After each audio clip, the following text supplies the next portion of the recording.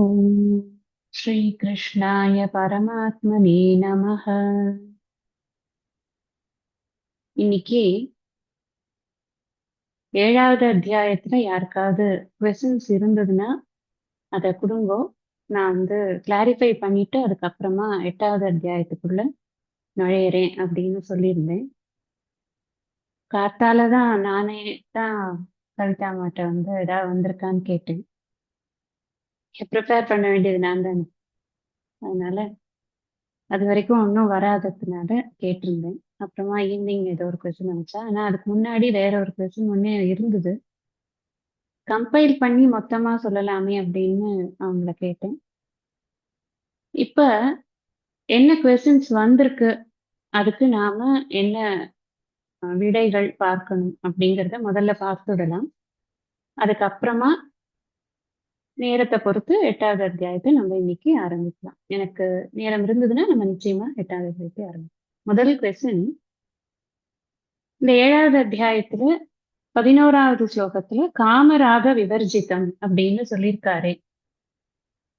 ராகம் அப்படின்னா ஆசை, பற்று. காமம் அப்படின்னாலும் ஆசைதானே அப்படின்னு ஒரு கேள்வி. முதல்ல ஒரு விஷயத்தை நான் அப்ரிஷியேட் பண்ணணும். இந்த கேள்விகள் எல்லாமே எனக்கு ரொம்ப சந்தோஷத்தை கொடுத்த கேள்விகளாத்தான் இருக்கு. அதுக்காக நம்ம கேள்வி கேட்காதவங்க எல்லாம் நம்மளை பத்தி அவங்க ஏதோ சந்தோஷப்பட மாட்டாங்களோ அப்படின்னு நினைச்சுக்கிறாங்க அப்படின்னு நினைக்காதீங்க. கேள்வி கேட்டாதான் நல்ல லிசனர்னு அர்த்தம் இல்லை. கேள்வி கேட்கும் பொழுது அது மற்றவங்களுக்கும் யூஸ் ஆகும் அப்படிங்கிறது தான் அதுல இருக்கிற உண்மை. எல்லா கேள்விகளுமே இந்த விஷயத்த, இந்த அத்தியாயத்துல இருக்கிற நுணுக்கமான விஷயங்கள் புரியாததுனால கேட்ட கேள்விகளாத்தான் இருக்கே தவிர்த்து, அது கவனம் இல்லாததுனாலதான் அந்த கேள்வி வருதுன்னு கூட நம்மளால சொல்ல முடியாத அளவுக்கு நல்ல கேள்விகளாக கேட்டிருந்திருக்காங்க. சில இடங்கள்ல நான் கொஞ்சம் கவனிச்சிருக்கலாம்னு கூட நினைச்சேன். ஏன்னா ரெஃபரன்சஸ் சொல்றோம் இல்லையா, அந்த சமயத்துல கொஞ்சம் கவனிச்சு அந்த ரெஃபரன்சஸ போய் பின்னாடி பார்த்துட்டு வந்திருந்தா அந்த கேள்விகள் கூட ஒருவேளை அவங்களுக்கே பதில் கிடைச்சிருக்குமோன்னு நினைச்சேன். ஆனா அப்பவும் கூட அந்த கேள்வி நல்ல கேள்வி. ஏன்னா அப்பதான் நம்ம எல்லாருமே அதை சேர்ந்து சிந்திக்கிறதுக்கான ஒரு வாய்ப்பு நமக்கு கிடைக்குது. இந்த காமராக விவர்ஜிதம் அப்படிங்கிறச்சு, ஆசை அப்படிங்கிறது முதல்ல நாம ஒரு பொருள் எனக்கு இன்பத்தை கொடுக்கும் அப்படின்னு நம்ம நினைக்கிறோம் இல்லையா, சங்கல்ப மாத்திரத்துல வரக்கூடிய எண்ணம், அதுதான் ஆசைக்கு விதையாக இருக்கு. சங்கல்ப பிரபவான் காமக சொல்லியிருக்கார் பகவான். இப்ப சங்கல்பத்தினால ஏற்படக்கூடிய ஆசை. அடுத்த வார்த்தை ராகம். இந்த ராகம்ங்கிறது எப்ப வருது? இந்த ஆசைங்கிறது ஒரு பொருளை நான் அடையணும் அப்படிங்கிறது ஆசை அப்படின்னு எடுத்துக்கொண்டோம்னா, அடைஞ்ச பொருளை விட்டு கொடுக்க முடியாத ஒரு மனநிலை இருக்கு இல்லையா, அதை பிடிச்சுன்னு இருக்கோம் இல்லையா, அது ராகம், பற்று அப்படின்னு சொல்றோம். விவர்ஜிதம் அப்படின்னா என்ன? அது இல்லைன்னு. பலம் பலவதாமஸ்மி காமராக விவர்ஜிதம். நான் அதாவது இந்த பலம் இருக்கிறவனுக்கு காமமும் ராகமும் இருந்ததுன்னா அது எவ்வளவு கேடு. ஆனா பகவான் என்ன சொல்றாருன்னா, நான் பலவானா இருக்கேன், ஆனா எனக்கு எதையொன்னும் பார்த்து இதனால எனக்கு இன்பம் கிடைக்குங்கிற ஆசையும் எழறதில்ல, அது எனக்குத்தான் இருக்கணுங்கிற அந்த ராகமும் என்கிட்ட இல்லை. அப்ப அந்த விருப்பு வெறுப்புங்கிறதுக்கான பீஜம் எங்க இருக்கு? இந்த ஆசையில இருந்துதான் ஆரம்பிக்கிறது, சங்கல்பத்தில இருந்துதான் ஆரம்பிக்கிறது. தியாயத்தோ விஷயான் பும்சக. அந்த தியாயம்னு எதை சொல்றாரு அப்படின்னா, தியானம் அப்படிங்கிறது எதுன்னா அந்த சங்கல்பத்தை தான் தியானம்னு சொல்றோம். எங்கேயோ படிச்சிருக்கோம் ஒரு விஷயம், நமக்கு அது நல்லது இல்லாத நமக்கு இன்பத்தை கொடுக்கும்னு தெரிஞ்சிருக்கு. அதை எப்ப பாக்குறோமோ உடனே மைண்ட் ரிகலெக்ட் பண்ணி சும்மாவே இருக்காது. இந்த மனசு குழப்பத்த மனசு. அது அதை வேலை பண்ணிட்டு ஒரு ஸ்லோகத்தை ரிகலெக்ட் பண்ணி கொடுக்கலாமா இல்லையா? பண்ணாது.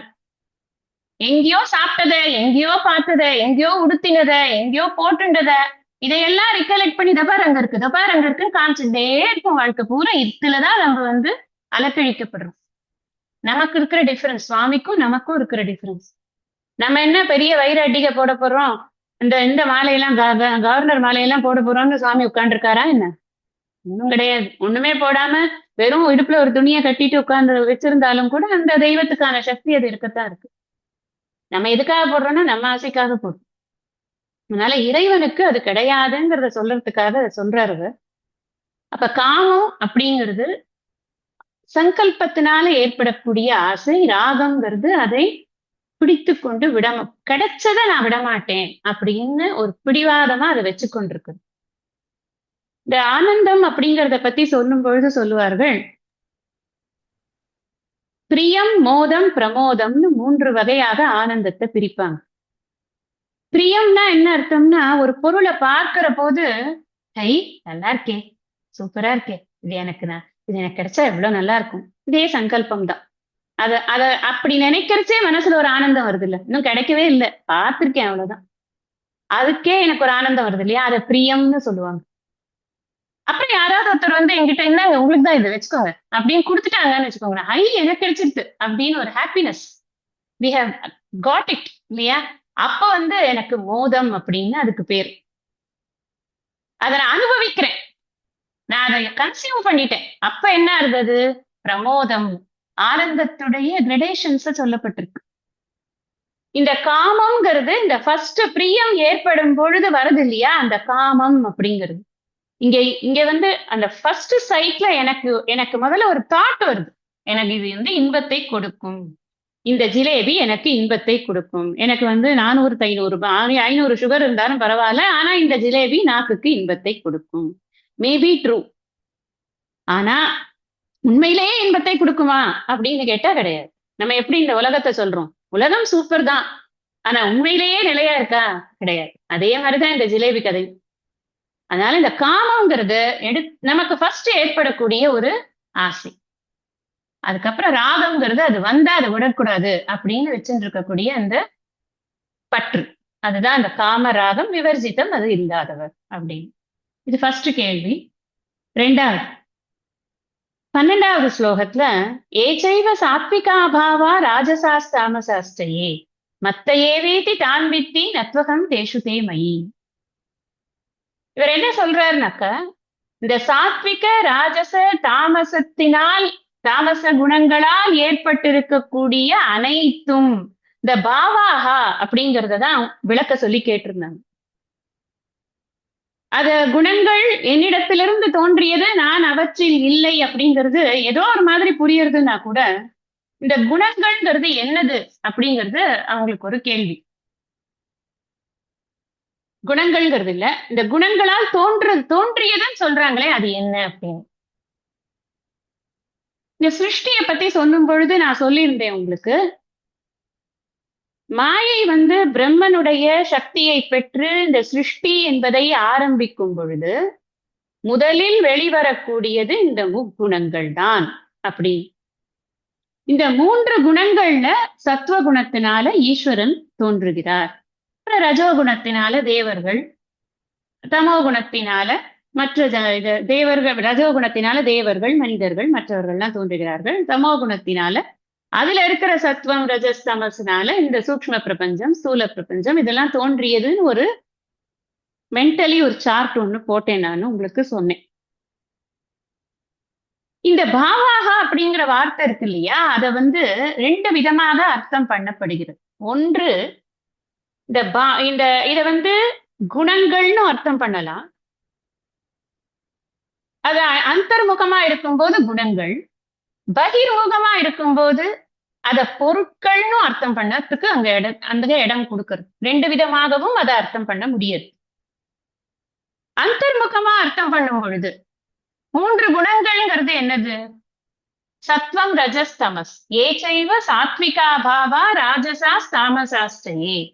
இந்த 3 குணங்களால் ஆகிய பொருட்கள். அந்த இடத்துல பொருட்கள் நான் சொல்லும் போதே சொன்னேன், நீங்க கவனிச்சிருக்கீங்களா இல்லையான்னு எனக்கு தெரியல.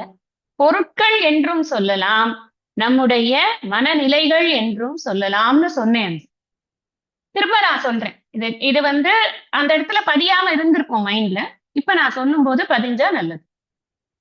சத்துவம் அப்படிங்கிறது என்ன குணம்னு கேட்டா, எதையாவது படிக்கணும், ஏதாவது ஒரு டைம் கிடைச்சது அப்படின்னாலே நம்ம அந்த டயத்தை வந்து அறிவுக்கு தீனி போடக்கூடிய டைமா மாத்தணும்.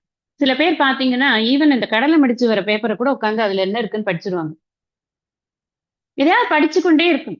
நேரம் கிடைச்சது, நமக்கு ஒரு டைம் இருக்கு அப்படின்னா நம்மளோட நாலேஜ இன்னும் கொஞ்சம் மெருகேத்திக்கிறதுக்கான நேரத்தை செலவு பண்றது அப்படிங்கிறது இந்த சத்துவகுணத்தை பிரதானமா இருக்கக்கூடியவர்களுக்கு இதுதான் வந்து ரொம்ப இதுவா இருக்கும். நிறைய படிப்பாளிகளாக இருப்பாங்க. அப்புறம் சுகம், நியாயமான தார்மீகமான சுகத்தை தேடக்கூடியதாக இருக்கும் இந்த சத்துவகுணம் அப்படிங்கிறது. சுகத்துல எவ்வளவோ வகைகள் இருக்கு இல்லையா? அடுத்தவனை கஷ்டப்படுத்தினாலும் கூட தான் சுகம் கிடைக்கிறது. அவனை கிள்ளினா சுகமா இருக்கு. அவனுக்கு கொஞ்சம் ஏதாவது கொடுத்தா கூட தான் சுகம் கிடைக்கிறது. இந்த சத்துவ குணத்துக்காரர்கள் கொடுத்தா சுகம் பெறுபவர்கள். மற்றவர்களை சந்தோஷப்படுத்தி சந்தோஷப்படுபவர்கள். அந்த மாதிரியான சுகத்தை விரும்பக்கூடியவர்கள். யாரையும் ஹர்ட் பண்ணாத ஒரு மனநிலையில் இருப்பவர்கள். எப்பொழுதும் ஏதாவது ஒண்ணு வேணும் வேணும் வேணும்னு நினைக்காம கிடைச்சதுல திருப்தி கொள்ளக்கூடியவர்களாக இருக்கக்கூடிய மனம். இதெல்லாம் சொல்லும் போதே புரிஞ்சுக்கோங்க. இந்த மனம் இருந்தாதான் நம்மளால சாஸ்திரமே படிக்க முடியும். சாஸ்திரம் படிக்கிறதுக்கு சத்துவ குணம் மேலோங்கி இருக்கணும். நம்ம எல்லாருக்குமே 3 குணங்களும் இருக்கு. மனிதன் அப்படின்னு சொன்னா 3 குணங்களும் இருக்கு. ஒரு காலகட்டத்துல ஒரு குணங்கள் மேல இருக்கு, ஒரு குணங்கள் கீழே இருக்கு. பெரும்பாலான சமயங்களில் சத்துவமே மேலோங்கி இருக்கக்கூடியவர்களுக்குத்தான் நல்ல சத்சங்கம், நல்ல குருநாதரிடமிருந்து படிக்கிறது மனசுல நிக்கிறது, இத்தனையும் யாருக்கு ஏற்படுதுன்னா அந்த சத்துவகுணம் மேலோங்கி இருக்கணும். நீங்க ப்ரப்போர்ஷன்ல பார்த்தானா 90-10-10 இருக்கணும் அவங்களுக்கு. சாரி 80-10-10 இருக்கும். அப்படி இருந்தது அப்படின்னு சொன்னா அப்ப அவர்களுக்கு என்ன ஆகுதுன்னா அந்த சத்துவகுணத்தினால வரக்கூடிய முழுமையான பிரயோஜனம் கிடைக்கிறது. சத்துவகுணத்துல இருக்கக்கூடியவர்களுக்கு எப்பொழுதும் அவர்களும் நிம்மதியா இருப்பாங்க. நிம்மதியா இருப்பாங்கன்னா என்ன அர்த்தம்? அவங்களுக்கு அதிகமான உலகியல் இன்பங்கள்ல இருக்கக்கூடிய நாட்டங்கள் இருக்காது. யாரையும் டிஸ்டர்ப் பண்ண மாட்டாங்க. பெரும்பாலும் படிக்கிறதுலதான் கவனமா இருக்காங்க. சுகத்திலையும் சாத்விக சுகத்தை தான் அவர்கள் விரும்புகிறார்கள். டம்ப அடிச்சுட்டு எல்லார்கிட்டையும் ஒரு பெருமை பீத்திட்டு இருந்து தன்னுடைய அகங்காரத்தின் வெளிப்பாடுகளை அவர்கள் பண்ணுவதில்லை. இதெல்லாம் பண்ணும் பொழுது அவர்கள் திருப்தியோட இருக்கிறதுனால நிம்மதியாக இருக்கிறார். இதெல்லாம் சத்துவகுணத்தினுடைய வெளிப்பாடுகள். சத்துவம்னா இதுதான் அப்படின்னு ஜஸ்ட் ஒரு அவுட்லைன் தான் சொல்றேன். அப்படியே இதுதான் சத்துவம். சத்துவம்னா நல்லதுன்னு வச்சுக்கலாம். நம்ம எதெல்லாம் நல்லதோ அதெல்லாம் சத்துவம் அப்படின்னு வச்சுக்கலாம். ரொம்ப காமனா வச்சுக்கணும்னா. ரஜஸ் அப்படின்னு எடுத்துட்டோம்னா எப்ப பார்த்தா ராஜசிக் நேச்சர்னே சொல்லுவோம். அது என்னது அது ராஜசிக் நேச்சர்? எப்பவும் எதையாவது ஒண்ணு சாதிச்சுட்டே இருக்கும். நான் இது பண்ணேன் பாத்தியா, எவ்வளவு சூப்பரா இருந்தது. என் பேர் பத்தியா நீ இன்னைக்கு பேப்பர்ல இருந்தது பாக்கல? 10 பேருக்காவது போன் போட்டு என் பேர் பேப்பர்ல வந்தது, என் பேர் பேப்பர்ல வந்தது. என்ன ஆக போறது? நாளைக்கு வேற பேப்பர் தான் வரப்போகுது. அந்த கொஞ்சமும் அந்த இது இருக்காது. ஆனா இன்னைக்கு ஒவ்வொரு நாளும் நான் சாதித்துக் கொண்டே இருக்க வேண்டும். என் சாதனைகள் மற்றவர்களுடைய கண்களுக்கு பெரிதாக தெரிய வேண்டும். இந்த வேட்கைன்னு சொல்றோம்ல, அந்த ஏதாவது ஒண்ணு பண்ணிட்டே இருக்கணும் எப்ப பார்த்தாலும். இது ஒரு வகை. ஒர்க்கஹாலிக், எப்ப பார்த்தாலும் வேலை, ஏதாவது ஒரு வேலை. யாராவது சும்மா உட்காந்துருக்காங்கன்னு வச்சுக்கோங்களேன், வேணும்னே அவங்க முன்னாடி வந்து இவங்க வேலை பண்ற மாதிரி ஒரு சீனை கிரியேட் பண்ணி அவங்க ஏதோ சும்மா உட்காந்துருக்காங்க, அது தப்பு அப்படிங்கிற மாதிரி மைண்ட்ல அவங்களுக்கு ஒரு கில்ட்டை கிரியேட் பண்றது. இந்த மாதிரி திருசம வேலைகள்லாம் இந்த ரஜஸ். ஏன் இதை திருசம வேலைன்னு சொல்றீங்க? அவங்க ஒர்க் பண்ணா என்ன தப்பு அப்படின்னு சாஸ்திரம் படிக்கிற ஆங்கிள் தான் பேசிட்டு இருக்கோம். இப்போ யாரையும் இடையெல்லாம் போடல. நீங்க இதெல்லாம் நினைச்சுக்காதீங்க. இதெல்லாம் நான் சொல்றது திருப்பியும் சொல்றேன். 100,000 தடவை சொல்லிட்டேன். அடுத்தவங்களை ஜட்ஜ் பண்ணறதுக்காக சொல்லப்படவில்லை. நமக்காக கண்ணாடியை வச்சுட்டு இதுலலாம் நான் எங்க ஃபிட்டாரேன்னு பாத்துக்க வேண்டியதுதான் நம்மளோட வேலையை தவிர்த்து சாஸ்திரம் இன்னொருத்தனை பாக்குற கண்ணாடியை கொடுக்கல. நம்மள பாக்குற கண்ணாடியா தான் சாஸ்திரம் இருக்கு. சாஸ்திரம் தர்ப்பணம் அப்படின்னு சொல்லியிருக்கேன் நிறைய தடவை. அதனால கவனமா புரிஞ்சுக்கோங்க. we are not here to judge anybody. அது பண்ணவே கூடாது, தப்பு. சோ அந்த நானே எடை போட்டுக்கிறது தான். திடீர்னு எனக்கு ஏதோ பண்ணணும்னு பெருசா ஒரு ஆத்திரம் வந்துருதுன்னா என்ன இப்படி ரஜஸ் ஜாஸ்தியா இருக்கு, இது தப்பு இல்லையா? சரி ஒரு பாராயணத்தை பண்ணுவோம், கொஞ்சம் உட்காருவோம், ஒரு இடத்துல உட்கார்ந்தா சரியா போயிடும் அப்படி நான் எனக்கு ஆன்டிடோட் கொடுக்கணும் இல்லையா? அதுக்காக தெரிஞ்சுக்கிறதுக்காகத்தான் இந்த விஷயங்களை தெரிஞ்சுக்கிறோம். அப்படி இருக்கிறதுனால என்ன ஆகுதுன்னா எப்ப பாரு அமைதியாவே இருக்க முடியாது அவங்களால. பரபர எப்ப பார்த்தாலும் பரபரப்பாக இருக்கக்கூடிய குணம் வந்து இந்த ரஜோகுணம் அப்படிங்கிறது. நிறைய விருப்பு வெறுப்புகள் இருக்கும். பரபரப்பா இருந்த காரியங்கள் எவ்வளவு காரியங்கள் இருக்கோ அவ்வளவு தூரம் நம்ம மனசு வந்து கெட்டு போயிடும். காரியங்களை குறைன்னு ஏன் சாஸ்திரம் சொல்றதுன்னா, இந்த காரியங்களை குறைக்கத்தான் நம்மளுடைய புத்தி வந்து இந்த தத்துவத்துல நிற்கும். இல்லைன்னா காரியங்களுக்கு பின்னாடி ஒரு காரியம் பண்றோம்னு வச்சுக்கோங்களேன், ஒரு கர்மா பண்றோம், என்ன எனி கர்மம், வைதிக கர்மான்னு இல்ல, எனி கர்மம், லௌகீக கர்மம், ஏதோ ஒரு இடத்துக்கு போறோம், ஒருத்தர்கிட்ட பேசுறோம், அதுல இருந்து ஒரு பாப்பம் புண்ணியம் ஜென்ரேட் ஆகுதா, அந்த பாப புண்ணியத்தை கழிக்கிறதுக்கு திரும்ப இன்னொரு காரியம், திரும்ப அங்கேயிருந்து ஒரு பாபம் புண்ணியம் ஜென்ரேட் ஆகுதா, நாமளே தான் இந்த சைக்கிளை பிரேக் பண்ண விடாம தொடர்ந்து கொண்டே இருக்கிறோம். அதனாலதான் ஜென்மம் வருது. கர்மா பலன் ஜென்மா, கர்மா பலன் ஜென்மான்னு இப்படி சுத்திண்டே இருக்க வேண்டியதுதான். அப்ப அந்த ரஜஸ் அதனால என்ன ஆகுதுன்னா மன அமைதிங்கிறது கெட்டு போறது, விருப்பு வெறுப்புகள் மண்டருது. அந்த விருப்பு வெறுப்பு எப்ப ஜாஸ்தியா இருந்தோ அப்ப அவங்க கோபத்தினுடைய கிடங்காக இருப்பாங்க. அந்த கோபம் பூரா அவங்க கிட்ட மட்டும்தான் இருக்கும். அது நம்ம எப்பயாவது அந்த மாதிரி நம்ம மனசு என்னைக்காவது அந்த மாதிரி ஆயிடுச்சுன்னா இதெல்லாம் பல்ப் எரியணும் நமக்கு. ஆஹா படிச்சோமே, தப்பாச்சே இது அப்படின்னு. அதுக்காக சொல்றது தாமசம் அப்படிங்கிறது குழப்பமான மனநிலை, சோம்பேறித்தனமான மனநிலை. தூக்கம் வந்துட்டே இருக்கும், எப்ப பார்த்தாலும் தூங்கணும் போலவே இருந்துருக்கும். நிறைய வேலை இருந்தா கூட அது எல்லாத்தையும் ஒரு ஓரமா வை, நான் இப்ப படுத்தே ஆகும் அப்படின்னு படுக்கிற ஒரு மைண்ட் செட். உடம்பு முடியாதப்போ அந்த மாதிரிதான் இருக்கும். உடம்புக்கு ஒண்ணுமே இல்ல, சாதாரணமா தான் இருக்கும்னா கூட ஒரு மந்த கதியில இந்த மனமானது இருக்குன்னா அப்ப தாமசிக் நேச்சர்ல இந்த மனசு இருக்கு அப்படின்னு புரிஞ்சுக்கும். ஏச்சைவ சாத்விகா பாவாக ராஜசாஸ்தாமசாஸ்டையேல, இது மனநிலையை பொறுத்து, இந்த பாவாகங்கிறதுக்கு நம்முடைய மனநிலையை பொறுத்துன்னா இந்த 3 தான் அதுக்கு அர்த்தம். இன்னொரு அர்த்தம் சொன்னேன், அது பொருட்களை குறிக்கலாம் அப்படின்னு. இப்ப சத்துவ பொருள் என்ன, ரஜோ பொருள் என்ன, தம பொருள் என்னங்கிறது நமக்கு கேள்வி வரும். அதுக்கு தான் நான் முதல்ல சொன்னேன், நம்ம கிரியேஷனை யோசிச்சு பாருங்க. சத்துவத்திலேருந்து வந்தது எது? தூய சத்துவம், எந்த கலப்புமே இல்லாம வந்திருக்கிறது இறைவன், ஈஸ்வரன்.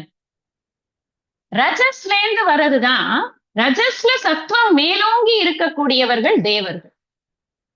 ரஜஸ்லேந்து தான் வருது, மாயையினுடைய ரஜோகுணத்திலிருந்து வெளிப்பட்டிருக்கக்கூடிய தேவர்களுக்கு அந்த சத்வ ரஜஸ்தமோ குணங்கள்ல சத்துவம் மேலோங்கி இருக்கும்.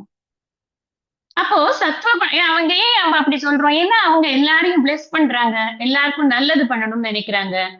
நாம ஏதாவது அவங்களுக்கு ஒரு ஹோமம் பண்ணி இல்லைன்னா ஒரு யஜ்யம் பண்ணி அவர்களுக்கு ஆகுதி கொடுத்தோம்னா உடனே நமக்கு ஒரு பிளெஸிங் கிடைக்கிறது.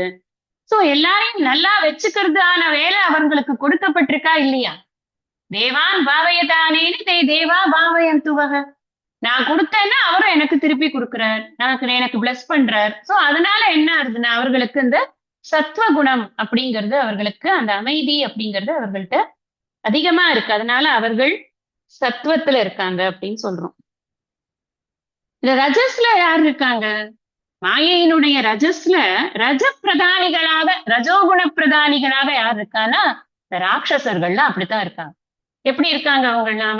மகிஷாசுரன்லாம் எப்படி இருந்தான்? அம்பாள்கிட்டயே வந்து நீ எவ்வளவு அழகு தெரியுமா, நீ என்னோட மடுக்கைக்கு வரியான்னு கேட்கிறான். மூளையே இல்ல அவனுக்கு. அப்படி மூளையே இல்லாமதான் இருப்பாங்க. யாருக்கிட்ட என்ன பேசணும்னே தெரியாது ராட்சசர்களுக்கு. பலம் ஜாஸ்தி இருக்கும், ரஜசிக்கா இருக்கிறதுனால பலம் ஜாஸ்தி இருக்கும். அந்த பலத்தை வைத்துக்கொண்டு சத்வகுணம் குறைவாக இருந்து ரஜோகுணம் மிகுதியாக இருக்கிறதுனால என்ன ஆகுதுன்னா, என்ன பண்றதுன்னு தெரியாம அந்த பலத்தை மிஸ்யூஸ் பண்றது. அதுதான் ராட்சசன், அசுரர்கள், இவர்களுடைய வேலை என்னன்னா இதுதான். அப்ப அந்த அந்த கேட்டகரி அப்படி ஆயிடும். அடுத்தது தமஸ். இந்த இந்த தமோ குணத்திலிருந்து வரக்கூடிய, அதாவது ரஜஸ்லேருந்து வந்த இந்த கிரியேஷன்ல தம பிரதானிகளாக இருக்கிறது எது அப்படின்னா பிராணிகள். எல்லா பிராணிகளுமே தம பிரதானிகள் தான். அது மாத்திரமல்ல, இந்த செடி கொடிகள் அதெல்லாமே கூட தம பிரதானிகள் தான். என்னங்க மனுஷனையே கொண்டு வரல நீங்க, இங்க மனுஷன் எங்க வரான்னா, இந்த மனுஷனுக்கு இந்த பிரதானம்னு சொல்ல முடியாது, மிஸ்ரமா இருக்கான். மிஸ்ரம்னா மிக்சர், எல்லாம் இருக்கு. அதுல வந்து அவலும் இருக்கு, அதுல வேர்க்கடலையும் இருக்கு, அதுல வந்து பொட்டுக்கடலையும் இருக்கு, முந்திரி பருப்பும் இருக்கு, இன்னும் என்னென்னலாம் நம்மளால போட முடியுமோ எல்லாத்தையும் போட்டாதான் அது பேர் மிக்சர் அப்படிங்கிறது. கரெக்டா? அப்ப இவன்ட்ட என்ன இருக்குன்னா சத்துவம் இருக்கு, ரஜஸ் இருக்கு, தமஸ் இருக்கு. ஒரு நேரத்துக்கு ஒன்னொன்னு அவன் எடுத்து பிரதானப்படுத்திக்கிறோம். எல்லாம் வந்து மிக்சரா இருக்கிறது யாருன்னா அதுதான் மனிதன். அப்போ இந்த 2வது அர்த்தம் சொன்னேனே பொருட்கள் அப்படின்னு சொல்லும்போது, இதை தவிர மாயையினுடைய தாமச குணத்திலிருந்து வெளிவந்திருக்கக்கூடிய சூக்ஷ்ம பஞ்சபூதங்கள், ஸ்தூல பஞ்சபூதங்கள்லாம் பார்க்கிறோமே. அப்ப அங்கெல்லாம் எல்லா பொருட்களுமே நம்ம அசையா பொருட்கள்னு சொல்றோம் இல்லையா, அது பூரா தமசுலதான் இருக்கு. ஏன்னா அங்க ஒரு ஆக்டிவிட்டி காட்ட முடியாது. ஒரு கல்லை வந்து கல்லை தயவு செய்து இங்கிருந்து அங்க போகிறாயா அப்படின்னு கேட்க முடியுமா? நம்ம கேட்க முடியும். அதனால அது வந்து பிரதானமா இருக்கிறது எதுன்னா அங்கெல்லாம் தமஸ் தான். ஒரே இடத்துல நிக்கும், அது பாட்டுக்கு போட்டது போட்டபடி இருக்கும். சோ அது மாதிரி இந்த பொருட்கள்னு வரும் பொழுது இப்ப நான் என்னெல்லாம் கவர் பண்ணிருக்கேன்னு கொஞ்சம் யோசிச்சு பாருங்க. என்டையர் கிரியேஷனை நான் கவர் பண்ணிட்டேன். இப்ப பகவான் என்ன சொல்ல வர, ஏச்சைவ சாத்விகா பாவா ராஜசாஸ் தாமசாஸ்டையே, அதாவது இந்த படைப்பு முழுவதும், அவ்வளவுதான். அவரை வேற லாங்குவேஜ்ல போடுறாரு. நம்ம அப்படிதான் சொன்னா தானே நம்ம இப்ப உட்கார்ந்து இவ்வளவு நேரம் லெக்சர் நம்ம உட்கார்ந்து திங்க் பண்ண முடியும். தத்துவம்னா என்ன, ரஜஸ்னா என்ன, தமஸ்னா என்ன, நான் எப்படி இருக்கேன், பக்கத்து வீட்டுக்காரன் எப்படி இருக்கான், எல்லாம் திங்க் பண்றதுக்கு வேணுமா இல்லையா? நமக்கு இன்புட் வேணும். It's only a different language, அவ்வளவு. என்டையர் கிரியேஷன் எங்கேருந்து தோன்றித்துப்பா? என்கிட்ட இருந்துதான் தோன்றித்து. பரா பிரகிருதி நான் தான் அப்படிங்கிறார், வேற ஒண்ணும். அதே சமயத்துல நான் வந்து அவர்களுடைய அந்த கிரியேஷனுக்கு காரணமா இருந்தால் கூட அவர்களை சார்ந்து இருக்கிறது இல்லை நான். இந்த இடம் தான் நமக்கு கொஞ்சம் டவுட் வருது. எனக்கு இது புரியுது மேடம், நல்ல கிரியேஷன் பூரா பகவான் தான், ரொம்ப சௌரியமா இருக்கு. கிரியேஷன் இஸ் காட்ஸ் அப்படின்னு சொல்லிட்டா ரொம்ப சௌரியமா இருக்கு, கரெக்ட் தான். அப்படின்னா நமக்கு கடவுளை கூட நம்ம வந்து அப்படி மேல வச்சு பாக்குறதுக்கும் சௌரியமா இருக்கு. நான் அவர்களை சார்ந்து இல்லை, அது என்னை சார்ந்து இருக்கின்றதுங்கிற இடம் தான் எனக்கு புரியல.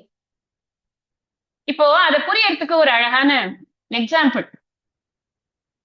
நாம வந்து நல்ல பிளான் போட்டு சூப்பரா ஒரு ஆர்கிடெக்ட கூப்பிட்டு இந்த மாதிரிதான் என் வீடு இருக்கணும், ஒரு ஆட் கூட வருது இல்ல, வாழ்க்கையில் ஒரு தரம் வீடு கட்டுற, அதனால நல்லா கட்டணும் அப்படின்பாரு அவங்க அப்பா. அந்த மாதிரி நிஜமாவே நிறைய பேருக்கு வீடுங்கிறது ஒரு பெரிய கனவு. ஒரே ஒரு தடவை கட்டுவாங்க. அந்த ஒரு தடவை கட்டுற வீட்டை ரொம்ப ரொம்ப அழகா கட்டணும்னு எல்லாரும் ரொம்ப பிளான் போட்டு கட்டணும். இப்ப அந்த வீட்டோட கிரியேட்டர் யாரு? நான் தான். நான் தான் அதுக்கு வந்து பிளான் உட்காந்து யோசிச்சேன். நான் தான் அந்த ஆர்கிடெக்ட பிடிச்சேன். நான் தான் இது இந்த இடத்துல இது எது இருக்கணும் எல்லாம் நான் தான் கிரியேட் பண்ணிட்டேன். அவ்வளவும் அதுல இருக்கக்கூடிய எல்லா விஷயங்களும் என்னோட கிரியேஷன்ல தான். சூப்பர். ஆனா நான் என்ன ஆயிடுறேன் தெரியுமா? அது என் கிரியேஷன்ங்கிறதுனால அதை பிடிச்சுக்கிறேன் நான். என் வீடு கொஞ்சம் கூட அங்க அழுக்கே வரக்கூடாது. யாரை கேட்டு அதை அழுக்கு பண்ண? யார் பெயிண்ட் பண்ணுவா மறுபடியும் அப்படின்னு செவுத்துல சாயாத, அங்க நிக்காத, லீன் பண்ணாத. வயசானவங்களை வீட்டுல வச்சுட்டு புது வீட்டு கட்டினவங்களை போய் பாருங்க, அப்ப தெரியும் இதெல்லாம். அவங்க பாவம் ஒண்ணும் பண்ண முடியாது அவங்களால. அந்த செவுத்துல எப்படி தொட்டு தொட்டு போவாங்க. இவங்க பக்கு பக்குன்னு இருக்கும் அவங்களை, கையோ போச்சே பெயிண்ட் பெயிண்ட். நிஜமாதான், தப்பா சொல்ல, நான் பார்த்துட்டு தான் சொல்றேன். இதெல்லாம் என்னதுனால அது வருதுன்னா அபிமான். என் வீடு என்னோடது, என் உழைப்பு, என்னோட கனவு, இதெல்லாம் பகவானுக்கு இல்ல. என் உலகம் நான் கிரியேட் பண்ணியிருக்கேன், என்னோடது, என் மரம், என் மட்டைன்னு, அதெல்லாம் ஒண்ணுமே கிடையாது அவருக்கு. அது இப்படி இருந்திருந்ததுன்னு வச்சுக்கோங்களேன், ஒரே ஒரு மரத்தை வெட்டினாலே அவன் கையை வெட்டிருக்கணுமா இல்லையா கடவுள்? அதெல்லாம் பண்றது இல்ல. நான் கிரியேட் பண்ணிட்டேன், முடிஞ்சு போச்சு. வச்சு அனுபவிங்க, அழிங்க, நல்லா பண்ணுங்க, அது உங்க பிரச்சனை. இந்த பற்றுங்கிறது இருக்கு இல்லையா, காமராக விவர்ஜிதம்ங்கிறத நீங்க இங்க புரிஞ்சுக்கணும். இவ்வளவு பெரிய கிரியேஷனை பண்ணிட்டு அதுல நான் வந்து அதை சார்ந்து இல்லைன்னு சொல்றாரு. சார்பு கெட ஒழுகின், சார்பு உணர்ந்து சார்பு கெட ஒழுகின், சார்பழித்து சார்தரா நோய். அப்படியே வரும். ஏன் பகவான் அப்படித்தான் இருக்காரு அப்படிங்கிறத காட்டுறாரு அவர். அங்க சொல்றாரு அவர், நான் இல்லப்பா, நான் பண்ணிட்டேன், அவ்வளவுதான். நமாம் கர்மாணி லிம்பந்தி நமே கர்ம பலே ஸ்பிருஹாஹா. இதுதான் என்னோட நேச்சர், அதை புரிஞ்சுக்கோங்கப்பா, அவ்வளவுதான் அப்படிங்கறத முன்னாடியே சொல்லிட்டாரு அவர். சாத்துர்வர்ணியம் மயா சிருஷ்டம். எல்லாம் பண்ணி நான் பண்ணினேன்னு நீ நான் பண்ணேன் நீ நினைக்காது. நான் தான் பண்ணேன், ஆனா நான் தான் பண்ணல சொல்றாரு. அதனால இந்த இடத்துல இது புரிஞ்சுக்க வேண்டிய விஷயம் என்ன அப்படின்னு சொன்னா, என்டையர் கிரியேஷன் தான் அந்த பாவாகா அப்படிங்கிறது. 2 ஆங்கிள் சொல்லியிருக்கேன். ஒண்ணு அகத்துல நடக்கிறது, இன்னொன்னு புறத்துல நடக்கிறது. அகம் வேற புறம் வேறன்னு நம்ம நினைக்கவே முடியாது, எல்லாம் பகவான் தான் அப்படிங்கிறத இங்க வந்து அவர் சொல்றாரு அழகா. அடுத்த கொஸ்டின் என்ன அப்படின்னா, 21, 22, 23 இந்த 3 இதையும் சேர்த்து ஒரு கேள்வி கேட்டிருந்தாங்க. அந்நிய தேவதைகளை வழிபடும் பொழுது அந்தந்த தேவதைகளை அவர்கள் எதற்காக வழிபடுகிறார்களோ அந்தந்த நியமங்களோடு தான் அந்த தேவதைகளை வழிபடுகிறார்கள். எப்படிப்பட்ட உருவத்தை அவர்கள் வழிபட்டாலும் கூட, எந்த உருவத்தில் இருக்கக்கூடிய தேவதையை வழிபட்டாலும் கூட, ஸ்ரத்தையோடு அவர்கள் செய்யும் வழிபாட்டுக்கான பலனை அந்த தேவதைகள் மூலமாக நானே கொடுக்கிறேன். அதனால் அந்த ஸ்ரத்தையை நான் காக்கிறேன். இது 20, 21 ஸ்டேட்மெண்ட், பகவான் சொல்ற ஸ்டேட்மெண்ட். ஏன்னா எல்லாரும் போறோமே கோவிலுக்கு போய் நம்ம எல்லா ஒருத்தருக்கு ஒரு ஐடல் மேல ஒரு பிடிமானம், ஒருத்தருக்கு முருகர் தான் பிடிக்கும். என்னவா இருந்தாலும் முருகரை தவிர வேற எதையும் பார்க்க மாட்டேன். கோவிலுக்கே போனாலும் நான் முருகன் சன்னதிக்கு தான் போயிட்டு வருவேன். அந்த மாதிரி ஃபெனாட்டிக் பீப்புள் எல்லாம் நிறைய பேர் இருக்காங்க. சில பேர் எல்லா சன்னதிக்கும் போவாங்க, சில சன்னதியில ரொம்ப நேரம் நிற்பாங்க. சில பேர்கிட்ட மட்டும்தான் கேட்கணும்னு இருப்பாங்க. சில பேர் நவகிரகத்தை மட்டும்தான் சுத்தி கொண்டிருப்பாங்க. சில பேர் விளக்கு போட மட்டும்தான் போறாங்க. இப்படி பலவிதமான பீப்புள் இருக்காங்க இல்லையா? அதனால பகவான் என்ன சொல்றாருன்னா, எப்படி அவன் யார் என்ன உருவம் வேணா வச்சுக்கிட்டோம்ப்பா, ஏதாவது ஒரு உருவம் வச்சுக்கிட்டோம், என்ன இப்ப அதனால what is there in name and form. பகவானே அதை தான் சொல்றான். அவன் எந்த உருவத்துல இருக்கிற எந்த தேவதை கிட்ட எந்த விஷயத்த, ஒரே ஒரு பாயிண்ட் நீங்க நோட் பண்ணுங்க. இதுல எல்லாம் நமக்கு சட்டிலான விஷயங்கள் நோட் பண்ணியே ஆக வேண்டியது முற்றிலும் மைண்ட். ஸ்ரத்தையோடு அவன் பண்றான் இல்லையா, அந்த ஸ்ரத்தையை நான் காப்பாற்றேன். அவன் ஸ்ரத்தையோட எதுக்கு பண்றான்னா, எனக்கு இதை பண்ணினா எனக்கு இது கிடைக்கும்னு நம்புறான். அதனால அப்பவும் நான் அவனை கேட்கறத அப்படியே கொடுக்கறது இல்லை. அவன் ஈஸியார்ல ஒரு பங்களா கேட்கறான், கொடுத்துட முடியுமா? அவனோட பாவம் புண்ணியம் அதெல்லாம் கணக்கெல்லாம் போட்டு முன்னாடி பண்ணது பின்னாடி பண்ணது இதெல்லாம் நான் அப்பவே கிளாஸ்ல நிறைய சொல்லிட்டேன், விவரமா ஞாபகப்படுத்துறேன் உங்களுக்கு. அப்படி நான் அந்த பலனை கொடுக்கிறேன். கேள்வி என்ன அப்படின்னா, சதயா ஸ்ரத்தையா யுக்தः தஸ்யாராதன மீகதே லபதே ச ததः காமான் மயைவ விஹிதான் பிதான். இத சொல்லிட்டு அந்தவத்து பலம் தேஷாம் தத்பவத் அல்பமேதசா. இதெல்லாம் அந்தவத்துனா என்ன, முடிவுள்ள ஒரு பலன். இப்போ இந்த பிறவியிலன்னு கூட சொல்ல முடியாது. சே ஃபார் எக்ஸாம்பிள், நான் நேற்றுக்கு யாரோ ஒருத்தரோட ஒரு இது படிச்சுட்டு இருந்தேன், பயோகிராஃபி. ஒரு பெரிய singer and cum actor everything.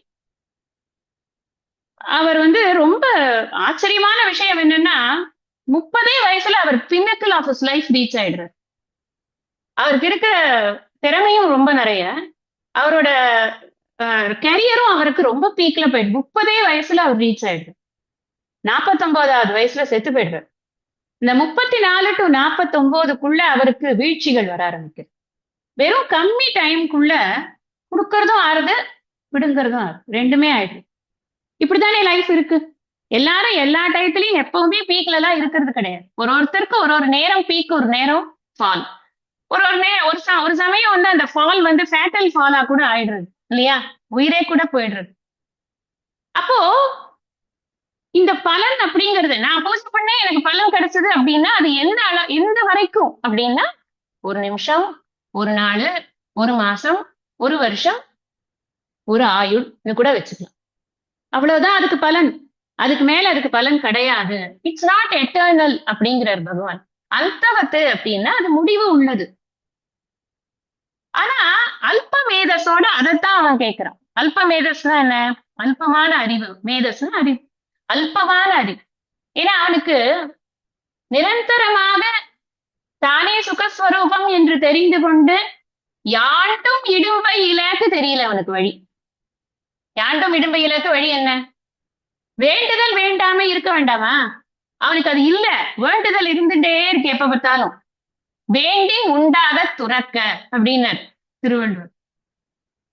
திறந்து போப்பா, எல்லாத்தையும் விட்டுனாதான் நீ உனக்கு உண்மையான மெய்யறிவை பெற முடியும். இல்லைன்னா மெய்யறிவை பெற முடியாது. நான் எப்ப பாரு லிஸ்ட்ல ஒரு 10 வச்சிருக்கோம். இன்னாருக்கு கல்யாணம் நடக்கணும், இன்னாருக்கு குழந்தை பிறக்கணும், இன்னாருக்கு வீடு கட்டணும், இன்னாருக்கு படிக்கணும், இன்னாருக்கு ஃபாரின் போகணும், இன்னாருக்கு இதை பண்ணணும், அதை பண்ணணும், லொசுக்கு. நான் முக்தி அடையணும் லாஸ்ட்ல இருக்கு. சுவாமி தயானந்த சரஸ்வதி அழகா இத சொல்லுவார். நீங்க போய் ஏர்போர்ட்ல உங்களோட ஃபிளைட் எங்க இருக்குன்னு பார்த்தா அது கீழே இருக்கும். ஃபர்ஸ்ட் நம்ம உள்ள போகும்போது நம்ம கொஞ்சம் சீக்கிரமாவே போயிடுவோம்ல, அதனால கீழே இருக்கும். கொஞ்சம் கொஞ்சமா அப்புறமா மெதுவா அது மேல ஏறி வரும். அது ஃபர்ஸ்ட்டுக்கு வந்தாதான் நம்ம போய் கேட்டுக்கிட்ட நிக்க முடியும். இதேதான் வாழ்க்கையில. என்னோட முமுட்சுத்துவம் வந்து தீவிரமா இருந்தாதான் நான் கேட்டுக்கே போக முடியும். இல்லைன்னா நான் இங்கேயே இப்படி சுத்திட்டே இருக்க வேண்டியதுதான்.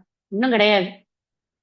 அப்ப நான் என்ன பண்ணணும்? என்னோட முயற்சி என்ன? புருஷார்த்தம்ங்கிறது எனக்கு என்ன பின்ன? நான் எனக்கு எதுக்கு மூளை கொடுத்திருக்காரு? எனக்கு எதுக்கு வந்து 6ஆம் அறிவு, 7ஆம் அறிவு, அந்த அறிவு, இந்த அறிவுன்னு எனக்கு எதுக்கு கொடுத்திருக்காருன்னா, நான் ப்ரையாரிட்டைஸ் பண்றது என்னோட வேலை.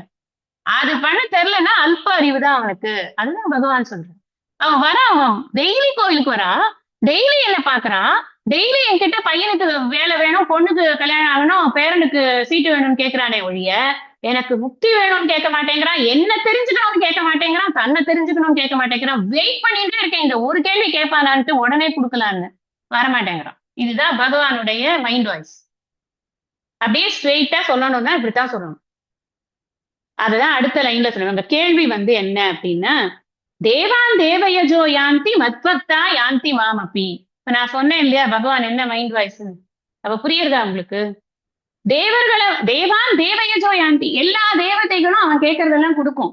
நான் வந்து அவன் பணம் கேட்டான்னு வச்சுக்கோ, ஏன் நான் வந்து என்னோட கல்லால இருந்து எடுத்து கொடுக்க மாட்டேன். ஏன்னா திருப்பதியில நானே வந்து கடன்காரனா தான் இருக்கேன். எனக்கே எல்லாரும் வந்து பணத்தை தான் கொடுத்துட்டு இருக்கா. ஆனா என்கிட்டதான் வந்து எல்லாரும் கோடி கோடியா பணம் கொடுன்னு கேட்பா. நான் என்ன பண்ணுவேன்? நான் நேரா அந்த பெட்டிஷன் அப்படியே குபேரனுக்கு அட்ரஸ் பண்ணி அனுப்பிச்சிருவேன். அவன் பார்த்துப்பான். தேவர்கள் மூலமாகத்தான் நான் எல்லாவற்றையும் கொடுக்கிறேன். அதைத்தான் முன்னாடி சொன்னார். காமை கிருத்தஜானாக பிரபத்யந்தே அந்நிய தேவதாக தம் தம் நியமமாஸ்தாய பிரகிருத்யா நியதாஸ்வயா யோ யோ யாம் யாம் தனும் பக்தக ஸ்ரத்தையார்ச்சித்தும் இச்சதி தஸ்ய தஸ்யாச்சலா ஸ்ரத்தாம் தாமேவ விததாம் யகாம். நான் அந்த தேவதைகள் மூலமாக ஸ்ரத்தையை காப்பாத்தி கொடுத்துடுறேன். அவ்வளவுதான் பண்ண முடியறது. வரவே மாட்டேங்கிறானே அவன். எத்தனை ஜென்மா நான் வெயிட் பண்ணிட்டு இருக்கேன் இவனுக்கு முக்தி கொடுக்கறதுக்கு. வந்து படிச்சால முக்தி கிடைக்கும். நான் வந்து அவன் எப்பயாவது வருவான்னு பாக்குறேன். இவன் என்ன பண்றான்னா, இவன் வந்து கேட்கறதெல்லாம் தேவான் தேவேஜா யாந்தி. இவன் வந்து ஒரு தேவதையோடைய வேலையை தான் என்கிட்ட கேட்கிறான். நான் சரி அந்த தேவதை கிட்ட அந்த வேலையை கொடுக்குறேன். மத் பக்தா. இவர் ஏன் மத் பக்தான்னு சொன்ன? ஞானி பக்தனை தானே எனக்கு பிடிக்கும்னு சொன்னார்.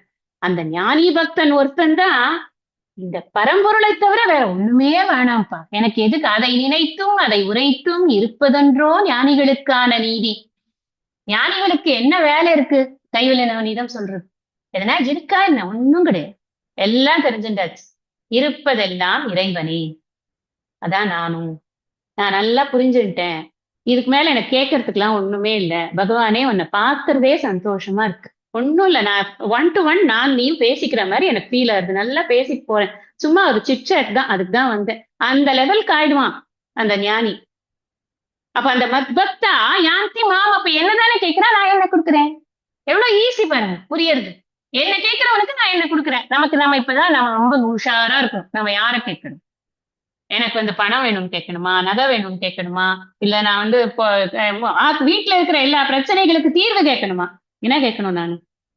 நான் பெரும் பிரச்சனைக்கு தீர்வு கேட்கணும். பிறவி சூழலை நான் கடக்கணும். உங்களுக்கு வேண்டிக்க தெரியலனா கூட புரிஞ்சுக்கோங்க, இப்படிதான் வேண்டிக்கணும். மீண்டும் பிறவாமை வேண்டும். அதுதான் அந்த பிறவாமைங்கிறது என்னங்கிறத புரிஞ்சுக்கிறதுக்கு எனக்கு ஒரு குரு வேணும். நான் என்னுடைய பிறப்பு என்பது என்ன, நீ யாரு, நான் யாரு, இந்த படைப்பு என்ன, இதை தெரிஞ்சுக்கிறதுக்கு எனக்கு ஒரு குரு வேணும். எனக்கு இந்த சாஸ்திரத்தை ஸ்ரத்தையோட படிக்கிறதுக்கு எனக்கு அனுகிரகம் வேணும். படிக்கிறது மனசுல நிக்கிறதுக்கு அனுகிரகம் வேணும். அதுக்கு டைம் ஸ்பெண்ட் பண்றதுக்கு எனக்கு அனுகிரகம் வேணும். இதுக்கெல்லாம் கேட்கலாமோன்னு இதெல்லாம் கேட்க கொடுக்க ரெடியா இருக்காரா அவரு. மத்பக்தா யாந்தி மாமபி. அதான் அவர் சொல்ற விஷயம் என்னன்னா, நீ என்ன கேட்டனா நான் உனக்கு என்ன கொடுக்க தயாரா இருக்கு. என்னங்கிறச்சே அந்த இடத்துல நீங்க அந்த கிருஷ்ணங்கிற உருவத்தை போடாதீங்க. அது போட்டானா அர்த்தமே இருக்காது. என்னங்கிறச்சே அந்த பராபிரகிருத்திய அறிவை பெறணும்னு கேட்கணும். அவ்வளவுதான், வேற ஒண்ணும் இல்ல. அறிவு ஸ்வரூபமாகத்தான் இறைவன் இருக்கிறார். தூய உணர்வுனா என்ன அர்த்தம்? பியூர் கான்சியஸ்னஸ்னா என்ன? கான்சியஸ்னஸ்னா என்ன? அறிவுன்னு அர்த்தம். அவ்வளவுதான். தூய அறிவைத்தான் நாம் இறைவனிடம் கேட்கிறோம். எந்த கலப்படமும் இல்லாம எனக்கு நான் யார், நீ யார், நம் இருவருக்கும் இருக்கக்கூடிய அந்த ஐக்கியம் என்பது என்ன, அது எனக்கு தெரிஞ்சா போறோம். வேற ஒண்ணும் வேண்டாம் எனக்கு வாழ்க்கையில். அது எது ஒன்றை அறிந்தால் அனைத்தும் அறிந்ததாக ஆகுமா, அந்த ஒன்றை சொல்வீர் அப்படின்னு உபநிஷத்துல கேட்டது மாதிரி இத கேட்டாச்சுன்னா எனக்கு அதுக்கப்புறம் என்ன, நான் தான் அன்லிமிட்டெட் கான்சியஸ்னஸ் அப்படின்னு எனக்கு புரிஞ்சிடுச்சுன்னா, எனக்கு யாராவது கட்டிட்டு இருக்கிற மைசூர் சில்க்கும் யாராவது கட்டிட்டு இருக்கிற காஞ்சிபுரம் சில்க்கும் தான் என்ன அட்ராக்ட் பண்ணுமா என்ன? கொஞ்சமாவது நமக்கு புரிய வேணாமா? வராது, அந்த எண்ணமே வராது நமக்கு. அதுதான், அதைத்தான் சொல்றாரு அவர். நீ என்னை கேளு, நான் உனக்கு என்னை தருகிறேன். அடுத்தது நல்ல அழகான ஒரு கேள்வி கேட்டிருக்காங்க. ஆனா அதுல கொஞ்சம் சொல்லியிருப்பேனா என்ன, சொல்லியிருப்பேன்னு தான் நினைக்கிறேன். இருந்தாலும் பரவாயில்ல, இப்ப நான் சொல்றேன். பகவான் ஞான விஞ்ஞானத்தை சொல்றேன்னு பிரதிஜை பண்ணாரே, ஞானம் தேகம்ச விஜயானம், ஞானம் தேகம்ச விஜயானம் இதம் வக்ஷியாம அசேஷத்தகன்னு பிரதிஜை பண்ணாரே, ஆனா அது ஞானம் எது விஜயானம் எதுன்னு சொன்னாரா அப்படின்னு கேட்டிருந்தேன். நான் இப்ப சொல்றேன். 4வது ஸ்லோகத்துல இருந்து 12வது ஸ்லோகம் வரைக்கும் எங்க ஆரம்பிக்கிறது? 4வது ஸ்லோகம் அபரா பிரகிருதியினுடைய விரிவை ஆரம்பிக்கிறது. அங்கிருந்து 12வது வரைக்கும் ஏஜைவ சாத்விகா பாவா வரைக்கும் அபரா பிளஸ் பரா ரெண்டையுமே பகவான் சொல்லிட்டார். ஆக்சுவலி ஸ்ட்ரிக்ட்லி ஸ்பீக்கிங் அபரா பிரகிருதிங்கிறது என்னங்கிறத சொல்லிட்டு, நான் பரா பிரகிருதிங்கிறத சொல்லிட்டு, இந்த அபரா பிரகிருதிய விளக்கி அதுக்கப்புறம் நான் எப்படி இருக்கேங்கிறது, மத்த பரதரம் நான் எது அதெல்லாம் சொல்லி தான் எப்படி இருக்கேன், ஒவ்வொரு அபரா பிரகிருத்தியில இருக்கக்கூடிய ஒவ்வொரு பொருளிலும் தான் என்னவாக இருக்கிறேன் அப்படிங்கிற விஷயத்த சொன்னார் இல்லையா, அது ஞானம். இந்த 20ல இருந்து 23 வரைக்கும் என்ன சொன்னார் அப்படின்னா, இந்த நம்ம இப்ப படிச்சோமே, இப்பதான் சொன்னேன் அந்த விஷயங்களை உங்களுக்கு. அந்த ஞானத்திலேயே இருந்துடாதேப்பா, விஞ்ஞானத்துக்கு நீ ஷிஃப்ட் ஆகு அப்படிங்கறதான் அந்த 20 to 23ல அவர் அடி போட்டார். என்ன கேட்க மாட்டேங்கிறான்னு அந்த 23வதுல சொன்னார் இல்லையா, என்ன கேட்டா நான் என்ன கொடுப்பேன் அப்படின்னு சொன்னார் இல்லையா. 20 to 23 நீ ஞானங்கிறதுலயே நித்துற, அபரா பிரகிருத்திலேயே என்னடாத, நீ பரா பிரகிருதிக்கு மாறு அப்படின்னு மைண்ட். 24ல இருந்து 26 வரைக்கும் அவ்யக்தம் யக்திமாபன்னம் மன்யந்தே மாம புத்தயல இருந்து ஆரம்பிச்சு வேதாகம் சமதீதானி வர்த்தமானானி சார்ஜுன பியோர் விக்யான், தன்னை பற்றி நான் இப்படித்தான் இருக்கேன் அப்படிங்கிற விஷயத்த சொன்னார். இப்ப ஞானத்தையும் சொன்னார், விஞ்ஞானத்தையும் சொன்னார். ஞானத்திலேயே இருக்காத விஞ்ஞானத்துக்கு வாங்குறார். அடுத்த டாபிக் என்னன்னா, ஏன் விஞ்ஞானத்துக்கு வர முடியல, அதுதான் அடுத்த டாபிக். 27, 28, 29 எல்லாம் என்ன தடை நமக்கு விஞ்ஞானத்துக்கு வர்றதுக்கு? எனக்கு என்ன தடை? இச்சா துவேஷ சமுத்தேன துவந்துவ மோகேன பாரத. இந்த அடுத்த கேள்வியே அதுதான். 28ல ஏஷாம் துவந்தகதம் பாபம் ஜனானாம் புண்ணிய கர்மணா தே துவந்துவ மோக நிர்முக்தாக பஜந்தே மாம் திருடவிரதான்னு சொல்றாரே, புண்ணிய கர்மத்தை செய்தவர்கள் துவந்த மோகத்தை விட்டு இந்த எப்பொழுதும் எதையே பஜித்துக் கொண்டிருக்கிறார்கள் அப்படின்னு சொல்றாரே, அதை எப்படி விட்டாங்கன்னு சொல்லவே இல்லையே அப்படின்னாங்க. ஆனா நான் சொல்லியிருந்தேன், அறம் வலியுறுத்தல நான் மறுபடியும் எடுக்க போறது இல்ல, அறத்தை கடைபிடிக்க வேண்டும். அதன் மூலமாகத்தான் நமக்கு புண்ணியம் ஜாஸ்தியாகி பாபமானது நமக்கு நசிக்கும்னு சொன்னேன். இப்ப அது புரியல அப்படின்னு எனக்கு புரியுது. நான் அந்த கேள்வி வந்ததுனால அது மாத்திரம் பத்தலன்னு எனக்கு புரியுது. எதையுமே நான் ஏன் இப்படி கேட்டிருக்கீங்கன்னே கேட்க மாட்டேன். ஏன்னா ஒருத்தருக்கு ஒரு ஆங்கிள் புரியும், ஒரு ஆங்கிள் புரியவே புரியாது. தப்பே கிடையாது. நம்ம எல்லாரும் பின்ன ருச்சி, ரோக்கோ பின்ன ருச்சிக்கு, அதுக்கு தானே படிக்கிறோம். உட்காந்து நேரத்தை கொடுத்து எதுக்கு படிக்கிறோம்? இந்த மாதிரி தெளிவா புரிஞ்சுக்கணுங்கிறதுக்காக தான் படிக்கிறோம். இப்ப நான் சொல்றேன் உங்களுக்கு ஒரு விஷயம்.